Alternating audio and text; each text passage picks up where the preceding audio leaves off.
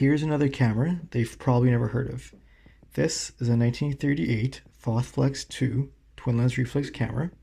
These cameras were produced between 1938 to roughly 1940, but the Foth-Flex line of cameras started in 1935, and they had some minor revisions throughout the camera's life, including switching from a focus knob to a focus lever and the addition of slow shutter speeds. Now, this camera, when it was new, cost about $1,800 when compared to a Rolleiflex, which at the time cost about $2,600. So it was a lot less expensive than a Rolleiflex. It was never meant to really compete with a Rolleiflex in terms of quality, but this camera today has some very unique features that really sets it apart from other cameras, other twin lens reflex cameras and other cameras in general. So to start, when this camera came out, it was available with two different lenses. So the more common lens was the 75mm f3.5 lens, but the less common lens was the 75mm f2.5 lens. So this lens was actually the fastest available lens on a twin lens reflex camera at the time, and even today when it comes to medium format.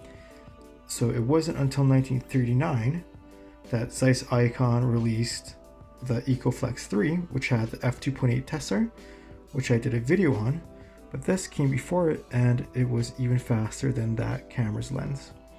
So this lens features, it's 4 elements, it's uncoated, it features a nearly perfect circular aperture opening with 24 shutter blades. It has non-standard aperture markings. So you have f2.5, f3, f3.5, and so on. This is your focus lever, which I mentioned previously. So I'll just go over the camera.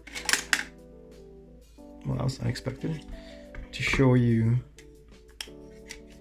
the different features. Let me close that. All right, so from the front you have your aperture settings, your focus lever. On this side you have your frame counter. It's an automatic frame counter. You have a proprietary accessory shoe. You have your spool releases. On this side you have your other spool release. You have your film advance. You have your shutter speed selector, which also winds the film.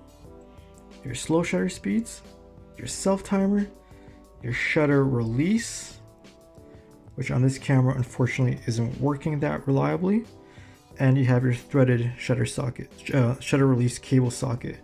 And on this camera I'm using a Rolleicord shutter release.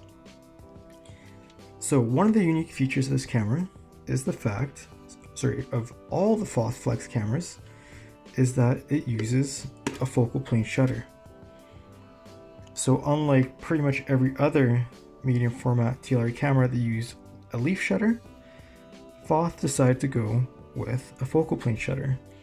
And I believe the reason for that is that it helped them reduce costs and bring the price down. So to set your shutter, you would pick a shutter speed. So say you want 1/50th. That little red screw is your arrow kind of indicating what shutter speed you're setting. You'd cock the shutter. You can see this curtain has been repaired at some point in this camera's past. Luckily, right now it is holding up quite well, and there's no light leaks. So there's your shutter release. If you want to use the slow speeds, what you would do is you would select B for bulb mode. You'd cock your shutter. You pick the slow speed that you wanted. So on this shutter wheel, on the normal speeds are from bulb to 1/500th of a second, but here you have 1/10 all the way down to 2 seconds. So sorry, this is 1/125th to 1/500th, and this is 1/10th to 2 seconds. So you set your, put on a bulb, cock your shutter, pick the slow shutter speed you want to use. So say we want 2 seconds. Then you engage the slow speed mechanism, fire the shutter, and that's how it would work. So that's pretty much it. You know what, let me go over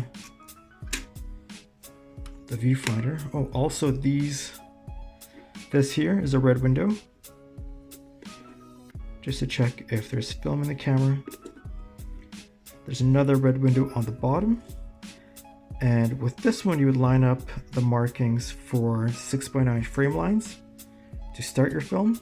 So you'd line up the number 1 in this window, and then you close it and rely on the frame counter to count your 6x6 frames. So I believe a lot of the films at the time didn't have film markings for 6x6 frame lines, which is why you had to rely on frame counters. Alright, so your viewfinder, you pop it open. This camera was in pretty rough shape when I got it. It was really damaged in shipping. But I managed to straighten out the viewfinder to a point where it's fully usable. The viewing screen is ground glass. It's a little bit dim, but nothing that is not uncommon for cameras of the vintage. The magnifier pops out this little tab. And outdoors, the screen is perfectly usable.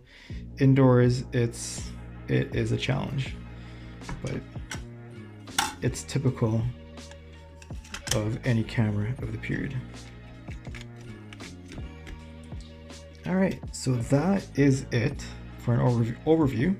That's the Foth-Flex II with the 75mm f2.5 lens.